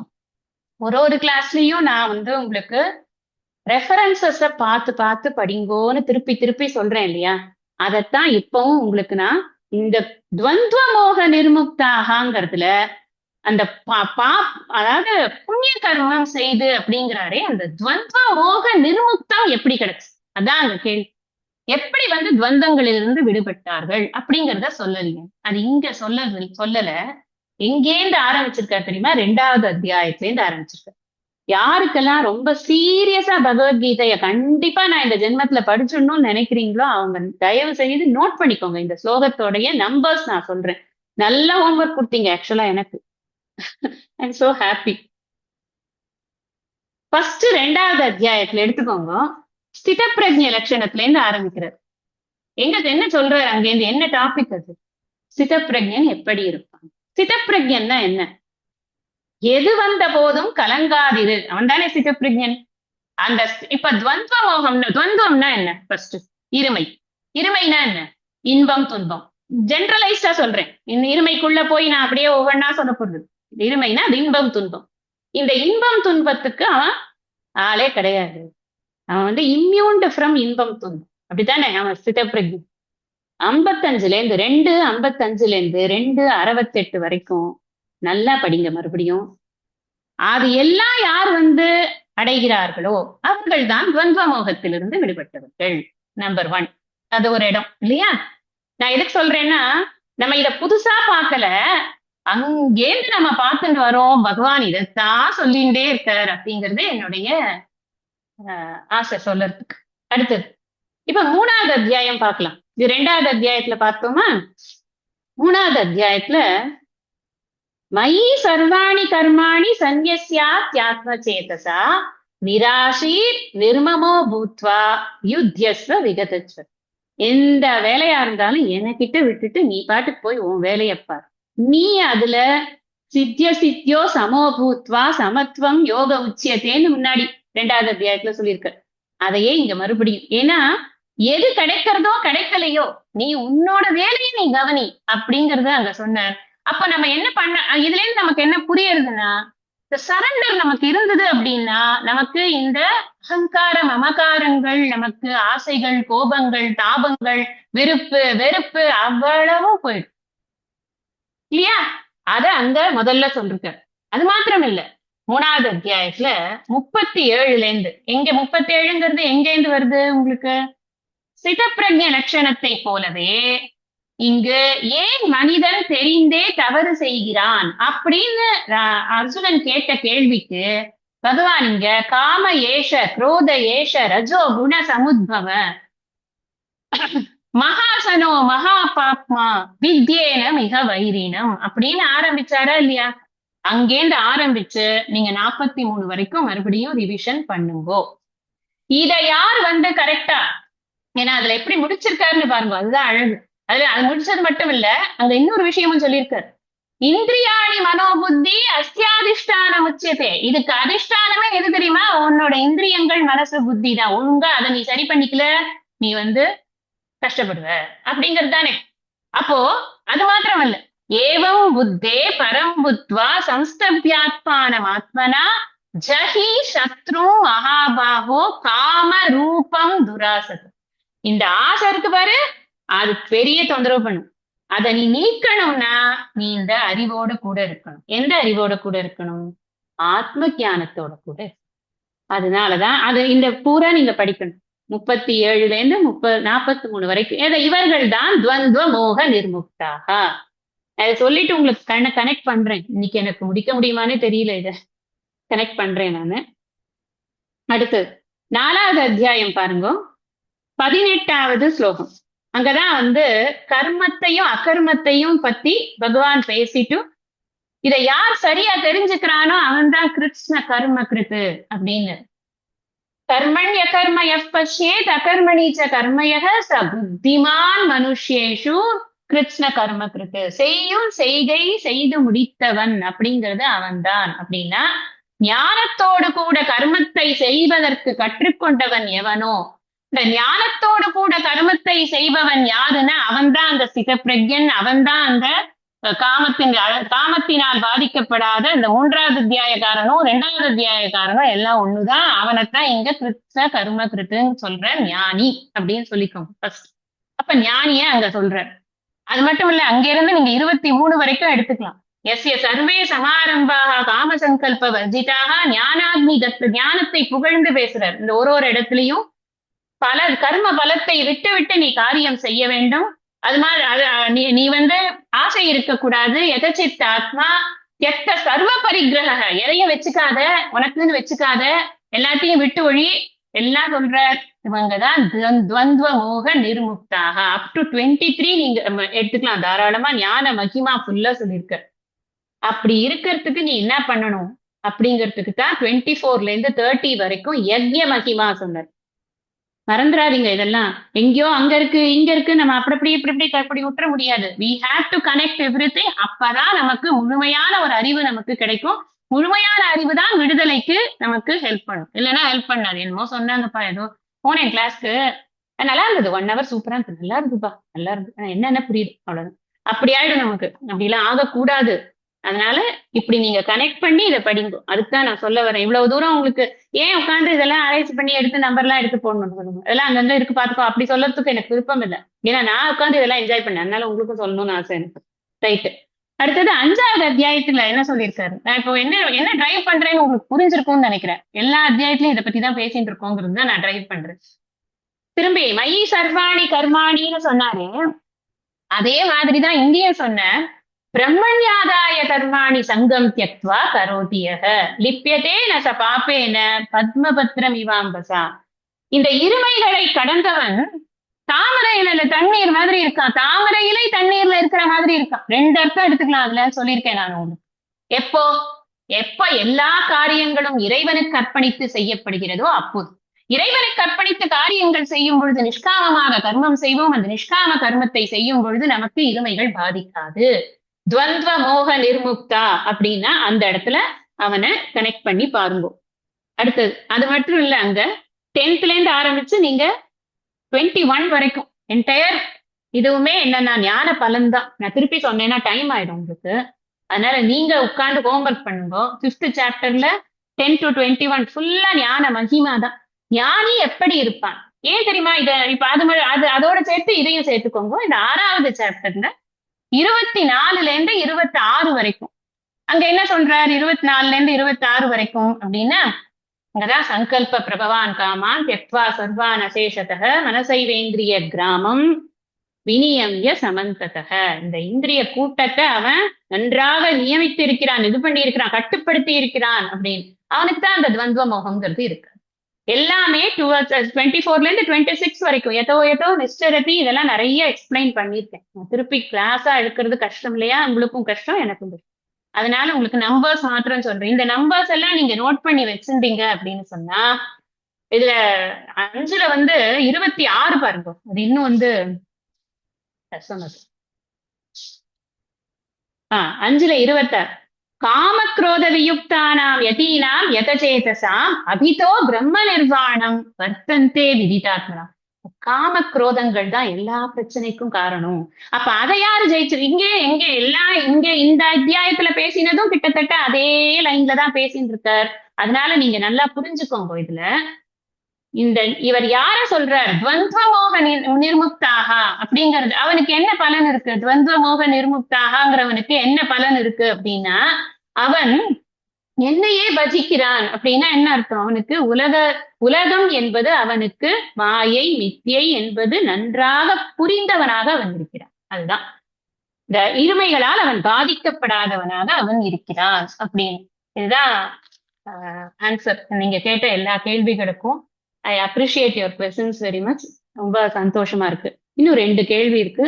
அதுல ஒரு கேள்விக்கு பதில் சொல்லிடுறேன். இன்னொரு கேள்விக்கு டைம் இருக்குமான்னு தெரியல. நீங்க ஒரு 5 minutes ஆகலான்னு நினைச்சேன்னா நான் சொல்லிடுறேன் 2த்துக்குமே பதில். எப்படி இந்த பிளக்சுவேஷன்ஸ் ஆஃப் மைண்டை நான் எப்படி ஹேண்டில் பண்றது? அந்த பிளக்சுவேஷன்ஸ் ஆஃப் மைண்ட், அதாவது என்னுடைய மனம் சந்தோஷமாக இருக்கும் பொழுது எனக்கு எந்த பிரச்சனையும் இல்லை, எல்லாமே ருட்டீன்ஸ் எல்லாம் கரெக்டா போறது. சந்தோஷமா இல்லாத சமயங்கள்ல எனக்கு என்ன ருட்டீன்ஸ் பாதிக்கிறது, முக்கியமா என்னுடைய சாதனாஸ் பாதிக்கிறது. இது நான் பொதுவா சாதனாஸ்னு போட்டுட்டேன். குறிப்பிட்டு கேட்டது என்னன்னா பாராயணங்கள் சிரவணம் பாதிக்கிறது அப்படின்னு கேட்டிருக்காங்க. இது எல்லாருக்குமே இருக்கக்கூடிய பிரச்சனை. இந்த ஸ்கிப் ஆறுது அப்படிங்கிறது எல்லாருக்குமே இருக்கக்கூடிய பிரச்சனை தான். It's a common problem. இது நமக்கு படித்து கொண்டு இருக்கிற இந்த சமயத்துல நமக்கு ஒரு நாள் ஸ்கிப் ஆனாலும் ஐயோ நம்ம மிஸ் பண்ணிட்டோமே அப்படிங்கிற ஃபீலிங் எல்லாம் நமக்கு நிறைய வரும். வந்துதான் ஆகணும், அப்பதான் நம்ம சீரியஸ் ஸ்டூடெண்ட்னு அர்த்தம். இந்த ஒவ்வொரு கருத்தையும் எவ்வளவு தூரம் ஆழமா உள்ள கொண்டு போறோமோ, நம்மளோட முயற்சி அதுக்கு எவ்வளவு ஆழமா இருக்கோ, எவ்வளவு டைம் அதுக்கு கொடுக்குறோமோ, அதை பொறுத்து அந்த அட்வான்ஸ் சிச்சுவேஷன்ஸ்ல கூட நம்ம மைண்டு நம்ம செய்ய வேண்டிய காரியங்களை விடாமல் செய்வதற்கு நமக்கு ஹெல்ப் பண்ணும். இது ஒரு பொதுவான பதிலாக உங்களுக்கு தோணும். ஆனா இதுக்கு டைம் எடுக்குங்கிறதுனாலதான் இந்த பதில் சொல்றேன். நாளைக்குல இருந்தே நம்ம வந்து இந்த மைண்ட் செட்டை மாத்திக்க முடியாது. இது மைண்ட் செட். இதை மாத்துறதுங்கிறதுக்கு இப்போ டெய்லி காத்தால பல் தேய்க்கணும்னு வச்சுக்கோங்களேன். இல்ல இன்னைக்கு எனக்கு ரொம்ப துக்கமா இருக்கு, நான் பல்லே தேய்க்க மாட்டேன் அப்படின்னு யாராவது சொல்றோமா? சொல்றதே கிடையாது. We we love to keep our selves clean இல்லையா? எப்படி இருந்தாலும் இந்த டெய்லி ருட்டீனை பண்றோம். இந்த படிப்பும் பாராயணமும் டெய்லி ருட்டீன்ல கொண்டு வரணும். அந்த அளவுக்கு அதுல நாம இன்ட்ரெஸ்ட டெவலப் பண்ணிக்கணும். அதுக்கு நமக்கு நிறைய புண்ணியமும் வேணும். நம்ம அதைத்தான் நான் சொல்றேன், சுவாமிகிட்ட வேண்டிக்கோங்க. நம்ம சுவாமிகிட்ட வேண்டிக்கிறதுக்கு என்ன வேண்டிக்கிறதுன்னு கேட்டா, இந்த படிக்கிறது எனக்கு தடைப்படாம எனக்கு அனுகிரகம் பண்ணு. நான் படிக்கிற 1 மணி நேரமா இருந்தாலும் அந்த 1 மணி நேரம் வாசல்ல யாரும் வரக்கூடாது, போன் வரக்கூடாது. யாருக்கு யாரும் சொன்னாங்க நான் போன் வரக்கூடாதுன்னு வேண்டிக்கிட்டே நான் படிக்கிறேன். எனக்கு ரொம்ப நிஜமாவே ரொம்ப ஆச்சரியமா இருந்தது. எவ்வளவு ஒரு ஸ்ரத்த இருந்தா அந்த மாதிரி அவங்க அந்த வேண்டிப்பாங்க. அதையே தான் நானும் சொல்றேன். நமக்கு நிச்சயமா டைவர்ஷன்ஸ் இருக்கும். அதனால நம்ம பல இடங்களுக்கு போறோம் வரோம். எப்பவுமே கையில ஒரு பாக்கெட்ல ஒரு சின்ன கீத புஸ்தகம் இருக்கலாமே இல்லையா? திருண்டு புக்கு அது என்ன எடுப்பது? அத கையில எப்போ நான் திருக்குறள் கீதை எப்பவும் இல்லாம நான் கிளம்பினதே கிடையாது வெளியில. இப்ப போன்ல வந்துட்டு அது வேற விஷயம்னு வச்சுக்கோங்க. எல்லாமே போன்ல இருக்கு. எங்க போனாலும் நம்ம போன்ல இருந்து எடுத்து படிச்சுக்கலாம். இப்ப அது வேற ஒரு சௌகரியமா இருக்கு. அதனால நமக்கு ஒரு 10 நிமிஷம் ஆகுமா? ஒரு நாளைக்கு ஒரு அத்தியாயம் பாராயணம்ங்கிறது ஒரு 10 நிமிஷம் ஆகுமா? அந்த 10 நிமிஷத்தை 24 மணி நேரத்துல இருந்து நம்மளால எடுக்க முடியலன்னு நாங்க சொல்லாம, நாம அதுக்காக கொஞ்சம் மெனக்கெட்டோம், ரைட்டா மெனக்கெட்டோம்னா, கொஞ்சம் ஸ்ட்ரெச் பண்ணிட்டோம்னா போறோம். அதுக்கப்புறம் அது அது நிச்சயமா நம்மளோட ருட்டீன்ல வந்துடும். அதனால அதுக்கு நான் நிறைய நானும் பிரார்த்தனை பண்ணிக்கிறேன். நீங்களும் பிரார்த்தனை பண்ணிக்கொண்டு அதை நீங்க வந்து ருட்டீனுக்கு கொண்டு வாங்க.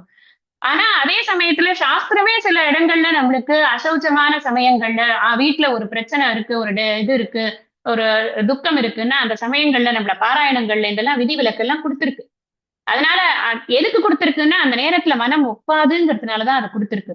அதனால நீங்க அந்த டயத்துலயே இவங்க சொல்லியிருக்காங்களே சொல்லிட்டு நம்ம ஏதோ ஒண்ணு பிரச்சனையா இருக்கிற சமயத்துல நான் போய் படிச்சுட்டு வரேன் அந்த மாதிரி இன்சென்சிட்டிவாலாம் இருக்க சொல்லி நான் சொல்லல.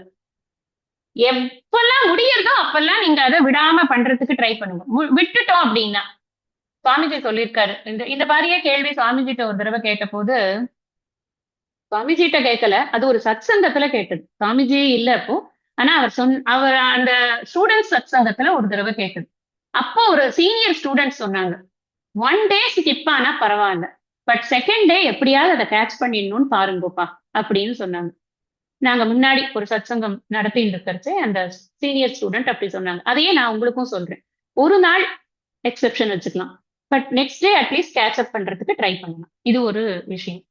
இன்னொருத்தர் கேட்டிருக்காங்க, நம்மளோட ரிலேஷன்ஷிப்ஸ் எல்லாமே நம்மள கான்ஸ்டன்டா வந்து நம்மள தூண்டிக்கொண்டே இருக்காங்களே எதிர்வினை பண்ணுவதற்கு, அதுல இருந்து நாம எப்படி வந்து வெளியில வருது அப்படின்னு நாம என்ன புரிஞ்சுக்கணும்னா, இவ்வளவும் படிச்சதுக்கு அப்புறமா என் அண்ணியில எதுவுமே உண்மை இல்லைங்கிறத புரிஞ்சுக்கணும். நான்கிறதுல கூட என்னோட பாடி மைண்ட் காம்ப்ளெக்ஸ் கூட உண்மை இல்லை. நான்கிறது இந்த சைத்தன்யம் மாத்திரம்தான் உண்மையா இருக்கு. இருக்கிறது சைத்தன்யம் மாத்திரம்தான், வேற எதுவுமே கிடையாது.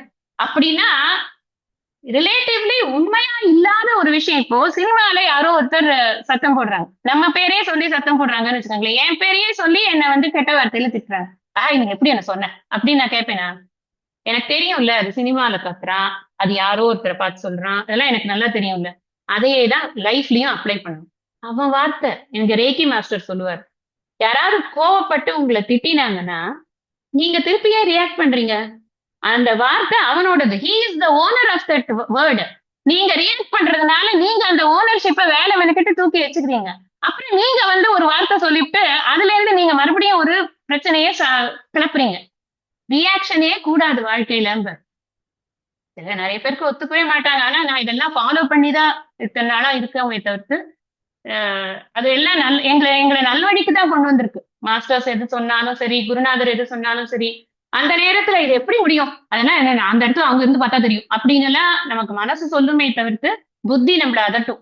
சும்மா இது சொல்றதை இம்ப்ளிமெண்ட் பண்ண ட்ரை பண்ணு. அப்படிதான் புத்தி நம்மள வந்து வழி நடத்தி இவ்வளவு நாளா கொண்டு போயிட்டு இருக்கு. அதனால நான் இதைத்தான் நானும் அனுபவத்தை ஷேர் பண்றேன். அவ்வளவுதான், எனக்கு தெரிஞ்சதை ஷேர் பண்றேன். இது நம்ம இன்னொருத்தர் சொல்றாங்க அப்படிங்கிற விஷயங்கள் எல்லாம் அவங்க அவங்களுக்கு என்ன ஸ்டேட்டஸ் அப்படின்னு பாரு. ஸ்டேட்டஸ்னா அந்தஸ்து சொல்லல, நான் வந்து நித்தியமா அநித்தியமான்னு பாருங்க முதல்ல. அப்படி கொஞ்ச நாளைக்கு இருக்க போறாங்க, போனா போயிட்டு போறாங்க. என்னத்தையோ சொல்லிட்டு போறாங்க. அந்த வார்த்தைகளுக்கெல்லாம் நம்ம வந்து இப்ப சைனா பாஷையில பேசினா என்ன பெருசா நம்ம வந்து ரியாக்ட் பண்ண போறோம்? தெரியவே தெரியாது. பாஷையே புரியல போ அப்படின்னு போயிடுவோம்ல. அவ்வளவுதான் ரியாக்ஷன். அதுதான். இந்த அளவுக்கு அடுத்தவர்கள் நம்மை தூண்டும் பொழுது அந்த வார்த்தைகள் நமக்கு பொருளற்ற வார்த்தைகளாக எப்பொழுது ஆகிறதோ அப்பொழுது நம் மனம் நிர்மலமாக நமக்கு சத்துவ குணத்துல நம்ம மனசை வச்சுக்கிறதுக்கு நமக்கு அது ஹெல்ப் பண்ணும். அதுக்கு நாம திருப்பி இதுவும் நான் சொல்றேன் நாளைக்கே வந்துடாது. நம்ம இதுக்கு கொஞ்சம் கொஞ்சமா பிராக்டிஸ் பண்ணிக்கொண்டேதான் இருக்கணும். அதனால இத வந்து எல்லாருக்கும் வாழ்க்கையில நிறைய விஷயங்கள்ல அவங்கவங்களே என்டேவர் பண்ணும்போது அவங்கவங்களுக்கே அதுக்கான சொல்யூஷன்ஸ் தெரிஞ்சிடும். கேட்டதுனால இந்த விஷயம் சொல்லறதுக்கு தோணிட்டு அதனால சொன்னேன். இந்த அளவுக்கு நான் இன்னைக்கு இந்த சத்சங்கத்தை நிறைவு பண்றேன். மீண்டும் நாம அடுத்த சத்சங்கத்துல 8வது அத்தியாயத்தை ஆரம்பிச்சிடலாம். இன்னைக்கு நிறைய இந்த கொஸ்டின்ஸ்னால நிறைய என்டையர் சாப்டருமே கூட ரிவிஷன் பண்ற மாதிரியும் ஆயிடுத்து. இன்னும் சொல்ல போனா இது வரைக்கும் படிச்சது எல்லாத்தையும் ஒரு ரவுண்ட் ஓட்டின மாதிரி ஆயிடுத்து. அது ரொம்ப இதுவாதான் இருந்தது. உங்களுக்கு எப்படி பிரயோஜனமா இருந்திருக்கும்னு தான் நானும் நினைக்கிறேன். அறிவோம். இந்த அளவுல நான் இன்னைக்கு இந்த சத்சங்கத்தை நிறைவு பண்றேன். ஐயனே எனதுள்ளே நின்று அனந்த ஜென்மங்களாண்ட மெய்யனே உபதேசிக்க வெளிவந்த குருவே போற்றி. உய்யவே முக்தி நல்கும் உதவிக்கோர் உதவினாயேன் செய்யுமார் ஒன்றும் காணேன் திருவடி போற்றி போற்றி. நிறைவு பிரார்த்தனை சொல்லுவோம். இவங்க வரலப்பா.